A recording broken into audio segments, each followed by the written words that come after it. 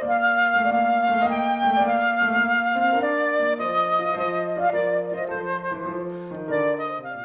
à toi qui est derrière ton écran. Aujourd'hui, nous allons parler de quelque chose qui va t'aider pour réaliser un exercice de géométrie qui t'a été envoyé dans le courrier de cette semaine.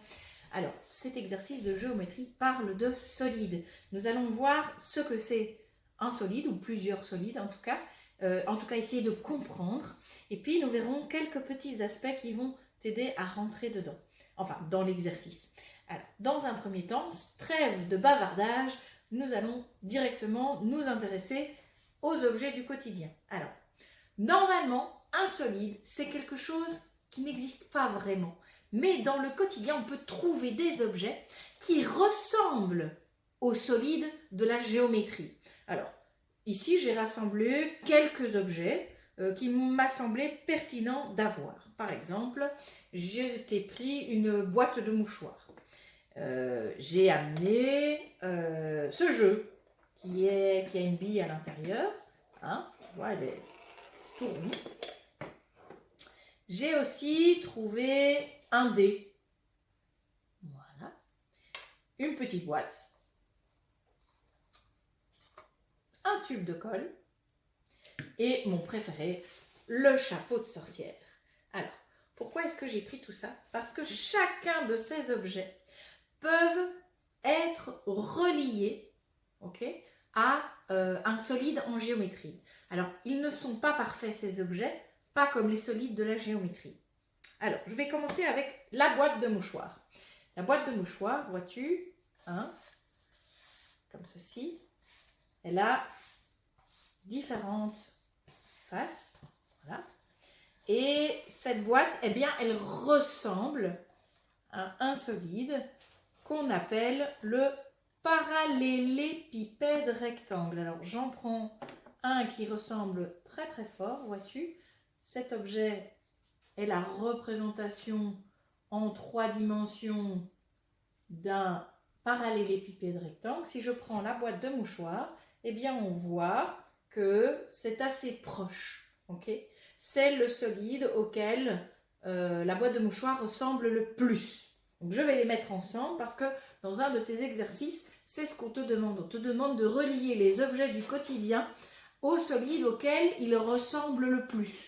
Voilà. Donc, la boîte de mouchoirs, je vais le mettre avec celui-ci qui est un parallélépipède rectangle particulier. On verra les détails après. Je vais le poser dessus. Voilà. Très bien. Ensuite, si je prends cet objet-ci, alors, qu'est-ce qu'on remarque? C'est rond, il y a des rondeurs. Alors, je dois faire abstraction de cette partie-ci, parce que ça, c'est une partie plastique qui dépasse. Alors, on fait comme si cette partie plastique n'existait pas. Et donc, si je fais comme si ça n'existait pas, eh bien, en fait, ça ressemble à ce qu'on appelle une boule. Exactement, une boule. Alors, si je prends la boule, voilà, et que je prends mon jeu, effectivement, cet objet se rapproche le plus de la boule qui est aussi un solide. Alors, je pose ma boule, voilà, je fais une petite place, je la mets à côté, je peux les associer. Ensuite, évidemment une boule ça roule, je vais prendre le dé, voilà, alors ici j'ai un dé, celui-ci est particulier, enfin tous les dés sont comme ceci, mais enfin pas tous, mais presque tous les dés sont comme ceci, et on remarque qu'il est particulier cet objet. Alors j'ai un solide effectivement qui y ressemble. Si je le prends et que tu regardes, voilà, ils sont très très proches. Je peux voir effectivement qu'ils sont presque identiques. Eh bien cet objet, ça s'appelle le cube. Je suis sûre que celui-là tu le connaissais bien. Il s'appelle le cube. Alors, je vais les mettre ensemble et on va tout de suite s'attacher maintenant à cet objet-là. Cet objet-là, regarde bien. Eh bien oui, c'est la même chose que le dé. Tout à fait. Il est juste plus grand, il a d'autres dimensions. Et donc, je vais aussi le mettre avec le cube que je t'ai montré. Alors, l'objet suivant, je vais te montrer celui-ci, le tube de colle. Alors, je remarque qu'il roule, mais en même temps, je peux le faire tenir debout. Eh bien, cet objet-là, je peux l'associer à un objet qui s'appelle le cylindre. Le cylindre a cette particularité-là qu'il a deux faces qui sont plates, vois-tu? Et puis ici, quelque chose qui peut permettre à l'objet de rouler en continu. Je vais les mettre ensemble. Et d'ailleurs, je vais te montrer un autre cylindre. C'est celui-ci. Voilà. Tu vois qu'il peut être un peu plus plat, un peu plus large. Il a juste d'autres dimensions, mais c'est toujours un cylindre. Ensuite, je vais m'attarder maintenant à parler de mon merveilleux chapeau. Alors, ce chapeau, si on imagine qu'ici, il est fermé et que cette partie-ci n'existe pas, donc ça veut dire qu'on ne prend en compte que cette partie-ci, ok?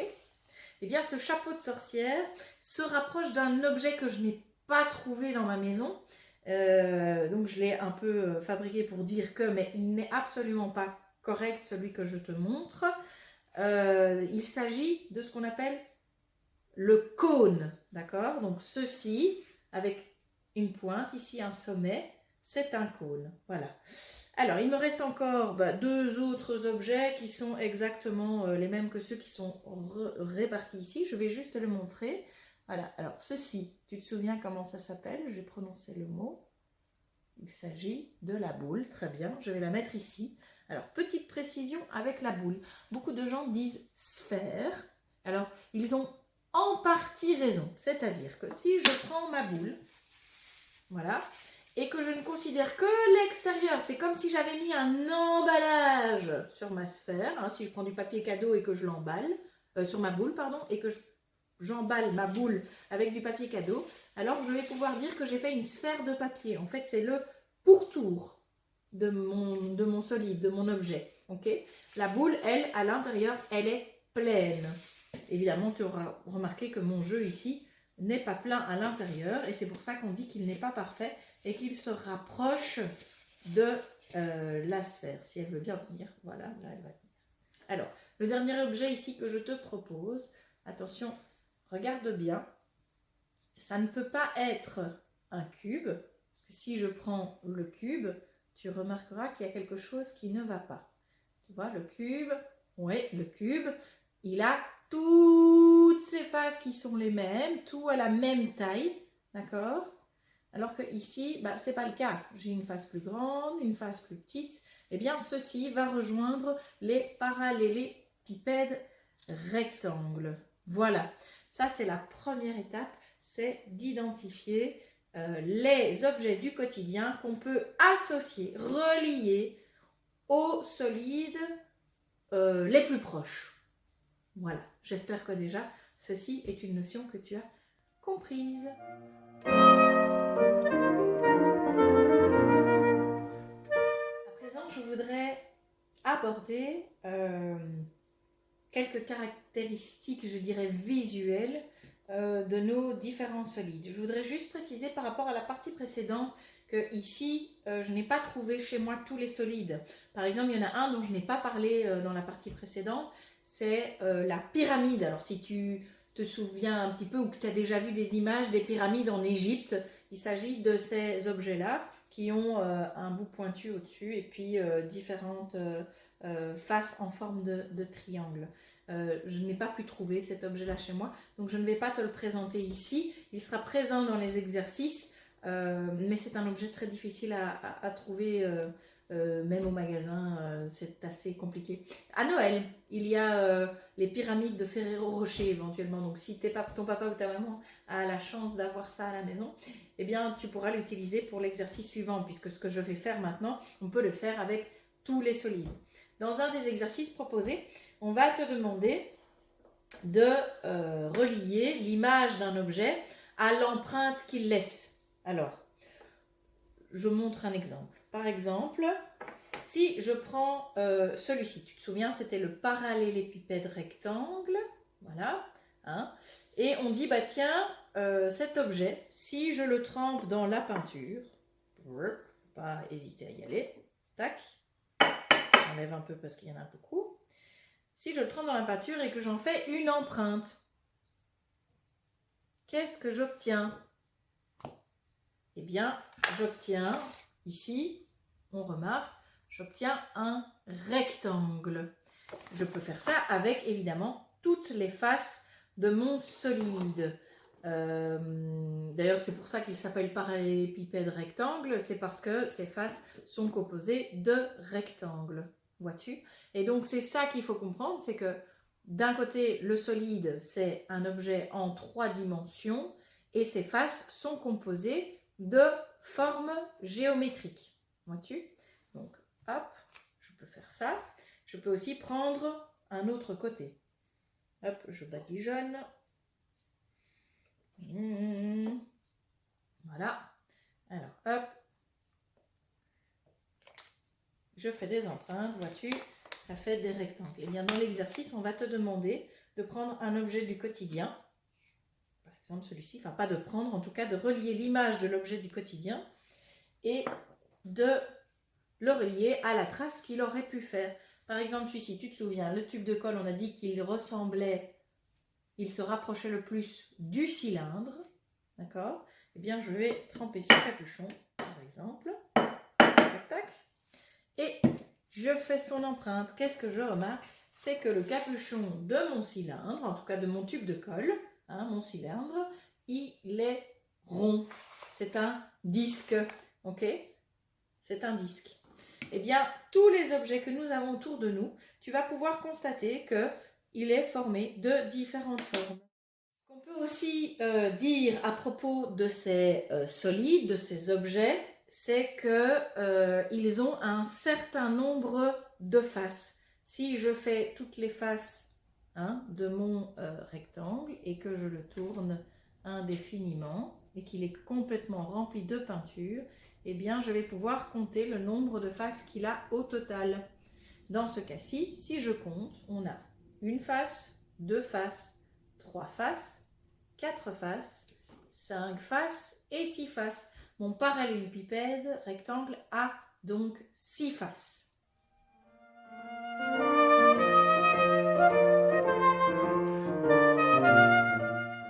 Voici la dernière chose que je voulais aborder avec toi. C'est si je reprends mon exemple de ma boîte de mouchoirs, qui est un parallélépipède rectangle. On est toujours sur le parallélépipède rectangle pour que tu comprennes bien. Ce parallélépipède rectangle, on a parlé des faces. On a dit qu'il en avait 6. Eh bien, on peut aussi voir autre chose. Par exemple, si tu prends ton doigt et que tu prends un objet qui est comme ceci, tu peux sentir qu'il a des bords, d'accord? Des bords. Je peux les toucher et les compter également. Eh bien, ces bords, comme je dis, ça s'appelle des arêtes. Alors, je vais les mettre en couleur, d'accord? Je vais tremper mon doigt dans la peinture rouge et je vais te montrer que, en fait, l'arête, c'est vraiment le bord que je touche avec mon doigt. Vois-tu? Ça, c'est une arête. Eh bien, sur cet objet, j'en compte évidemment plusieurs. Hop. Ici, au-dessus, sur la partie du dessus de ma boîte de mouchoirs, j'ai 4 arêtes. 1, 2, 3 et 4. Maintenant, je vais compter celle qu'il y a en dessous. Donc, c'est bien les bords que tu peux toucher avec ton doigt. D'accord? 1, 2, 3 et 4. Voilà.